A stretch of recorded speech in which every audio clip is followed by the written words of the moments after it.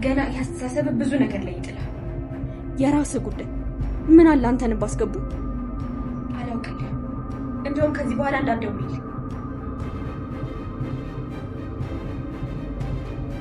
እኔ ምልሽ ፍቅር፣ ምን ለምንድን ነው ግን በሰዎች ወጣ ጣልቃ የምትገቢ? የት ትገባልሽ? ከዴቭ ጋር ያወራችሁትን ሁሉንም ነገር ሰምቻለሁ። ኧረ ተደብቀሽ ወሬ መስማት ጀመርሽ? ፈልጌው አይደለም ፍቅር፣ በአጋጣሚ ነው የሰማሁት። በጣም ታሳፍሪያለሽ። እንኳን ደግ አደረኩ።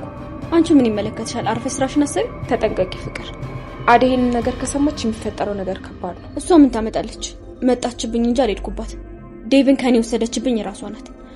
ቆይ ስታስቢው የማንንም መናጤ ሲያገባ ቁጭ ብዬ የማይመስሉሽ ነበር? በቃሽ ፍቅር። ሲጀመር አንቺና አደይ ለውድድር የምትቀርቡ ሰዎች አይደላችሁ። አንቺ እንደ አደይ ለመሆን ብዙ ነገሮች ይቀሩሻል። መጀመሪያ ይህን ቆሻሻ አስተሳሰብሽን ጣዩ። ሲቀጥል ደግሞ ህይወት በደንብ ልታስተምርሽ ይገባል። ይኸውልሽ አንድ ነገር አደርጋለሁ ብትይ አደይ ሳትሆን እኔ ነኝ እሺ ዋጋሽን የምሰጥሽ። ቆይ ሮማን ናት እኔ እንደዚህ ተናገረች? በጣም ተናንቀናል።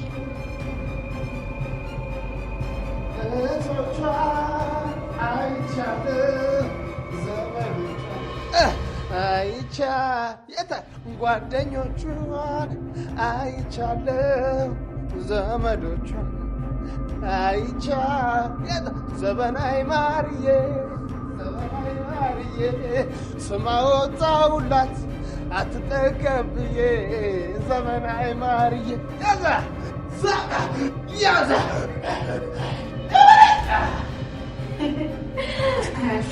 ቆይ በሁሉም ነገር እንደዚህ ጎበዝ መሆን ይቻላል? እኔ ማን ነው?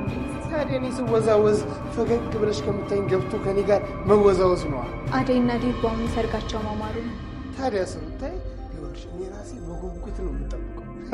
ቀጣይ ደግሞ የሩታይና የዶክተር አለገና አለገና አለገና ገና አለገና የሩታይም አለገና አለገና ገና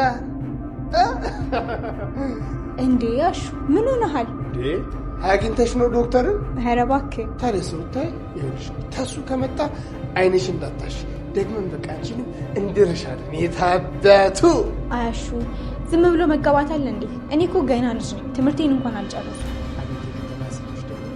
ተበድላት ሴት ልጅ ተደረሰች የምን ትምህርት ምናምን በቃ ቶሎ ወደ ገደለው መግባት ነው። እናት ይኸውልሽ ብርሃን ራሱ ተበድላለች። ብርሃንማ እህቷ ሳታገባ ለምን ብላ? አቤት አቤት እንደው አጉል ሰለጠንም ብላችሁ እንጂ እኮ ትዳር የሚያምረው በልጅነት ነው። ሞች ይኸውልሽ አንቺማ ተወሰሽ ዶክተርዬን ጠበቅ እንደው በዶክተር ጉዳይ ከሆነ በፈለግሽው ነገር ከጎንሽ ነው። ደግሞ እባክሽ ረስቼው ምኑን? ይኸውልሽ ዳይመንድ ሻኪሬት አይኔ ጠፋሽ ብሎ መቶ ውስጥ ያለሽ ነው። እኔንም ካላመጣሃት ብሎ ሲጨቀጭቀኝ ነው። አገኘሁት። እንዲያ ነው እንዴ? እንደዛ ከሆነማ ደግ ነው። እኔ ደግሞ ያልተገናኛችሁ መስሎኝ።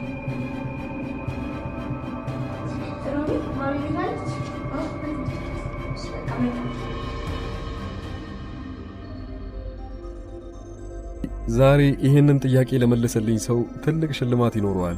የዶክተሩ ትክክለኛ ስሙ ማን ይባላል?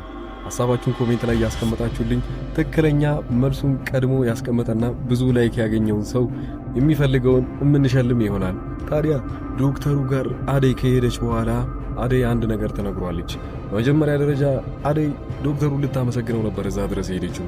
አሁን አደይ እንደሚታወቀው ሚዜ መረጣ ላይ ናቸው። ዴቭም ቢሆን ነገራቸው እንዳለ ተሳክቶ በቅርብ ጊዜ ውስጥ እንደሚጋቡ ነው የሚያውቀው። ዴቭም በራሱ በኩል ሚዜዎቹ ከውጭ ሀገር መምጣት እንደማይችሉና የራሱ አብዛኞቹ ጓደኞቹ ውጪ ስላሉ እዚሁ ሚዜ ማዘጋጀት እንዳለበት እነ ኪንጎ እነ ዳይመንድን መምረጥ እንደሚፈልግ ተናግሯል። ሌላው በኩል አደይም ቢሆን በራሷ የመጀመሪያ ሚዜዋን ለሊን ማድረግ እንደምትፈልግ ለሊ ከዚህ በፊት ብዙ ስቃዮችን አልፋለች። በዚህ መከራ ውስጥ ትንሽዬ ደስታም ቢሆን ለሷ መስጠት እፈልጋለሁ ብላ አደይ የመጀመሪያ ሚዜዋ ለሊ እንድትሆን መርጣለች። ታዲያ ይህን ሁሉ ከሰማች በኋላ ወደ ዶክተሩ የልቧን ለማማከርና ምስጋናዋን ለማቅረብ ወደ ዶክተሩ ከሄደች በኋላ ዶክተሩ እንግዲህ ቅር እያለውም ቢሆን ይሰማታል ማለት ነው። ዶክተሩ የመጀመሪያው ተግባር የነበረው ያው ምስጋናሽን ተቀብያለሁ፣ ነገር ግን እዚህ ለመምጣት ምክንያት መፈለግ አይጠበቅብሽም፣ በማንኛውም ሰዓት መተሽ እኔን ማግኘት ትችያለሽ። እንደውም ለአንቺ እኮ የሆነ ስራ አቅርቤልሽ ነበር፣ እስካሁን አልተቀበልሽኝም። እዚህ ለአንቺም የሆን ስራ እንዳለም ጭምር ነግሬሻለሁ። ታዲያ እስካሁን ድረስ ለምንድነው ገብተሽ ማትሰሪው ሲላት አው ሰሞኑን ቢዚ ሆንኩበትን ምክንያት ታውቀዋለህ። ሰርጋችን እየደረሰ ነው፣ በዛም ነገር ቢዚ ሆኛለሁ እና ሌላው ነገር ደግሞ ዴቭን ላማክረውና እሱ ከተስማማ እኔም እስማማና ስራውን እጀምራለሁ ብላ ከነገረችው ዶክተሩ እንግዲህ በራሱ በኩል ስለሚወዳትና እሷን ቀን በቀን ማየት ስለሚፈልግ ነበር ያንን ውል ያቀርበላት። እንደው ያንን ነገር እንግዲህ ዴቭን ትጠይቀዋለች ማለት ነው። ዴቭን ቀጥታ ስትጠይቀው ዶክተሩ አንድ ስራ አማራጭ አቅርቦልኝ ነበረ። እንደምታውቀው እኔ ዝም ብዬ ተቀምጫለሁኝ። ከዛ ከወጣው በኋላ ደህና ስራ ያስፈልገኛል እና ምናልባት ደግሞ ወደፊት አብረን ምንኖር ከሆነ እኔም ስራ መስራት ይኖርብኛልና ዶክተሩ ደግሞ እንደዚህ አይነት ስራ አለ ብሎኛል፣ መስራት እችላለሁ ወይ ብላ ተጠይቀዋለች። ዴቭ በራሱ በኩል የሚመልስበት ሁለት ምክንያቶች አሉት። እሺ የማለት ግዴታው ማለት ነው። የመጀመሪያው እንግዲህ እሷ እምቢ የሚላት ከሆነ አሁንም እየቀና ነው ብላ እንድታስብ ሊያደርጋት ይችላል። ያ ማለት እንግዲህ እሷ ቅር እንዳይላት ብቻ ብሎ እንኳን እሺ ሊላት ይችላል ማለት ነው። ሌላኛው ደግሞ ዶክተሩ እንደዛ ሲመክረው ብዙን ነገር እሱ እንዳስተካከለለት ጭምር ስለሚያውቅ ከዚህ በኋላ እሱ ላይ ያለው ምንም አይነት ጥርጣሬ ስለማይኖር የሚፈቅድለት ይሆናል ማለት ነው። ያው ስራ እሷን መጀመር ስላለባትና አሁን ላይ ዝም ብላ እንደተቀመጠችም ጭምር ስለሚያውቅ በዚህ ሁኔታ ላይ ሙሉ ለሙሉ ይፈቅድላታል፣ ስራዋን ትጀምራለች። ከዛ በኋላ ግን ሌላኛው ፈተናቸው ሊጀምር ይችላል። ምናልባት ዶክተሩ ራሱን መቆጣጠር ሳይችል እንደ በፊቱ እንደሚወዳትና ሌሎችን ነገር አደይ የምትሰማ ከሆነ በጣም ትልቅ ችግር ውስጥ ይገባሉ ማለት ነው።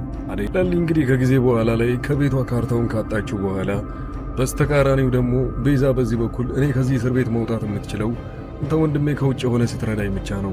እዚህ እንደምንም ብለህ ሳትገባ አሁን ላይ ቁልፉ እጅ ላይና ካርታውም አንተ ጋር ስላለ ከዚህ በኋላ ያንን ቤት እንደምንም ብለህ ሽጠህ በገንዘብ እዚህ ያለውን ነገር ጨርሰን ለአንዴና ለመጨረሻ ጊዜ እኔም ቢሆን አንተ ከዚህ ስቃይ ወጥተህ ለብቻችን ሌላ ቦታ መኖር እንችላለን ትለዋለች።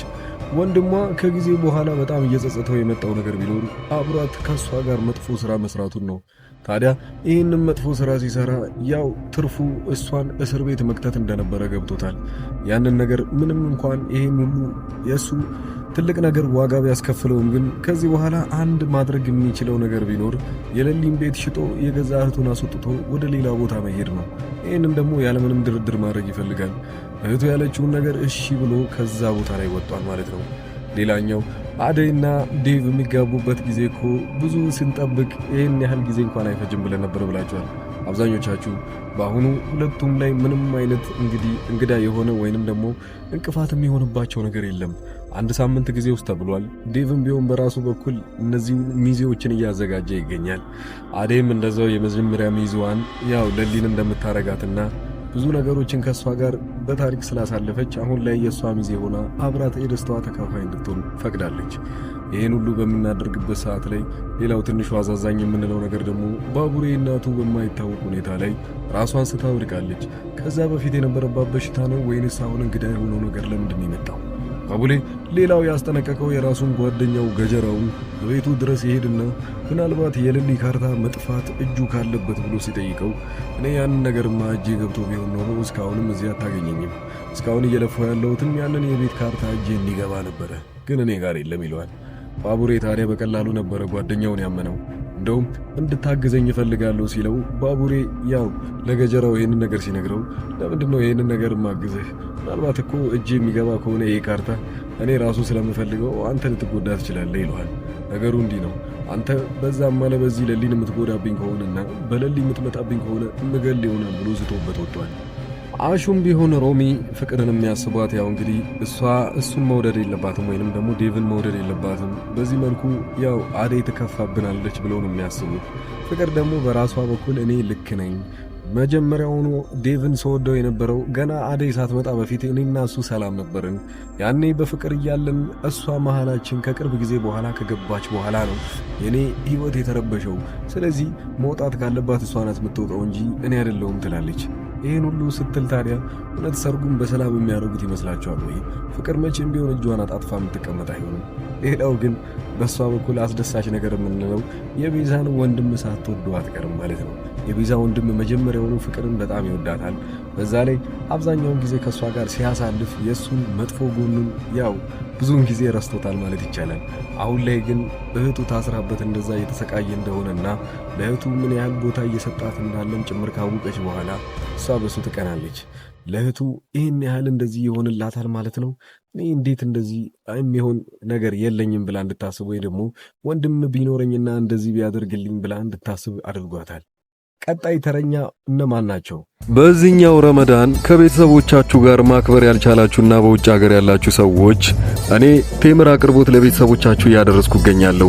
እናንተ ከውጭ ሆናችሁ ብቻ እኔም በቴሌግራም በዋትስአፕና በኢሞ እያዘዛችሁኝ ለቤተሰቦቻችሁ ቴምር አቅርቦት እያደረስኩ እገኛለሁ።